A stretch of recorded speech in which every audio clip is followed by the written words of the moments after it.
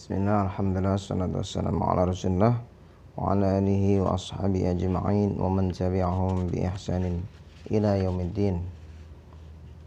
Baik, hari ini kita akan lanjutkan pembacaan fiqih dakwah Bapak Dr. Muhammad Nasir di pertemuan yang ke-33 sampai pada halaman 128, masih bagian 2 tentang wajib dakwah. Beliau melanjutkan tulisan beliau dengan awal 128. Satu contoh lagi, kata beliau, pada suatu kesempatan lain Khalifah Umar bin Khattab hendak menyampaikan suatu perintah kepada umatnya. Dimulainya sebagaimana biasa dengan isma'u wa ati'u, dengarkan dan taatilah. Tiba-tiba salah seorang dari hadirin menginterupsi, la sam'a laka wa la ta'ah, tidak akan kami dengarkan dan tidak akan kami taati. Kenapa tidak? Tanya Khalifah. Kami mau tahu lebih dahulu, dari mana engkau peroleh pakaian ini? Min aina laka hadza? Khalifah Umar di waktu itu memakai pakaian dari bahan pembagian atau distribusi yang dibagikan secara merata kepada umum. Dia berperawakan besar dan tinggi lantaran jatahnya sendiri terlampau kecil baginya. Jatahnya itu tidak dapat dipakainya, tetapi dia tukar pakai dengan jatah anaknya.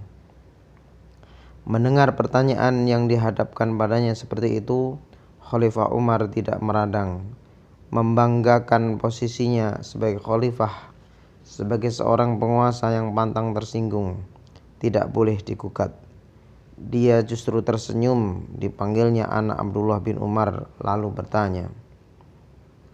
Dipanggilnya anaknya yakni Abdullah bin Umar lalu bertanya, dapatkah ku minta Allah jadi saksi atasmu mengenai pakaian ini? Terangkanlah, apakah ini pakaianmu? Tanya Umar kepada anaknya. Maka anak khalifah menerangkan kepada yang hadir bahwa pakaian yang sedang dipakai khalifah itu tadinya adalah kepunyaannya. Sudah dihadiahkannya kepada ayahnya, lantaran itulah yang sesuai dengan badan ayahnya. Yang bertanya tadi kemudian berkata, Wal'an mur nasma' wa nuti'a. Kalau begitu sekarang silahkan, kami dengarkan dan kami akan patuh. Demikian para sahabat memupuk dhamir masyarakat. Sebagai penguasa yang tertinggi, mereka mulai dengan menawarkan diri mereka sendiri jadi sasaran bagi amar ma'ruf dan nahi mungkar itu, guna menyuburkan kekuatan-kekuatan pengendalian diri, self control dan pengoreksian diri dari dalam masyarakat sendiri. Zaman beredar, cara dan teknik bisa berubah dengan perubahan dan waktu. Inna zaman qad istadar. Tetapi prinsipnya ialah masyarakat Islam adalah masyarakat terbuka. Masyarakat di mana dakwah amar ma'ruf dan nahi mungkar dapat berkembang dan memperoleh saluran sebagaimana mestinya.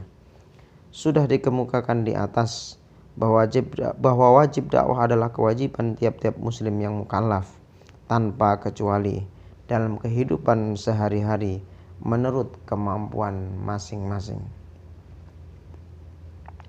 Dalam pada itu, kewajiban umat Islam sebagai umat untuk mengembangkan risalah secara keseluruhan dalam hubungan umat sendiri dan membawa ke kalangan umat-umat lainnya, ini semua berkehendak kepada usaha yang tertib dan kontinu dan memerlukan tenaga-tenaga yang ahli dan sudah tentu tidak bisa diselenggarakan oleh semua muslim dan muslimah.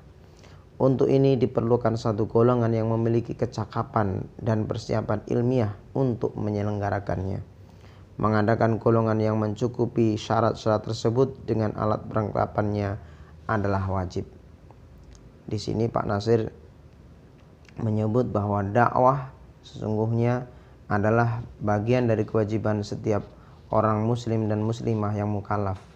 Akan tetapi ada pula dakwah yang memang dalam konteks tertentu harus diemban oleh orang-orang yang ahli, yakni para da'i. Dan tentu para da'i perlu dipersiapkan, perlu dididik dan sebagainya. Perlu golongan ini dipersiapkan dengan baik.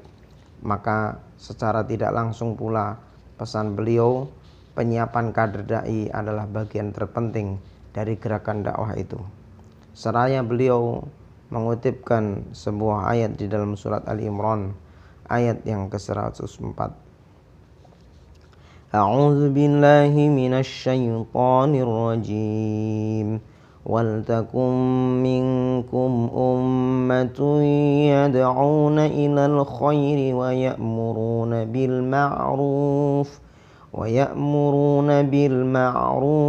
yanhauna 'anil munkar wa ulaika humul muflihun. Hendaklah ada di antara kamu satu umat atau golongan yang memanggil kepada kebaikan, mengajak berbuat baik dan mencegah kemungkaran, dan mereka itulah orang-orang yang beruntung. Golongan yang demikian itu wajib ada dalam tiap-tiap jamaah Islam. Malah di musim perang pun ditegaskan oleh risalah tetap harus ada apa yang disebut dengan ta'ifah. Ta'ifatul liyatafaqahu fid din wa liyunziru qaumahum idza raja'u ilaihim la'allahum yahdharun. Yakni satu golongan yang bertekun mendalami ilmu agama, yang bertugas memberi peringatan dan petunjuk kepada kaumnya orang awam bila mereka kembali kepada mereka dari peperangan, supaya mereka ini awas dan memelihara diri dari kemungkaran. Surat At-Taubah ayat 122. Wajib dakwah adalah kewajiban bagi setiap muslim dan muslimah yang sudah mukallaf, yang sudah baligh. Akan tetapi perlu dalam konteks dakwah yang lebih besar adalah adanya satu orang atau satu kelompok atau orang-orang yang mengambil bagian daripada sebagai mengkhususkan diri sebagai da'i ilallah untuk lebih kemudian mendalami ilmu agama dan kemudian mengingatkan masyarakat secara umum dari amar ma'ruf dan nahi mungkar. Gerakan dakwah mencegah dari kemungkaran dan mengajak kepada yang ma'ruf, sehingga terwujudlah masyarakat yang islami, masyarakat yang diridhoi oleh Allah Subhanahu wa ta'ala. Barakallahu fikum. Insyaallah besok akan kita lanjutkan halaman yang ke-131. Assalamualaikum warahmatullahi wabarakatuh.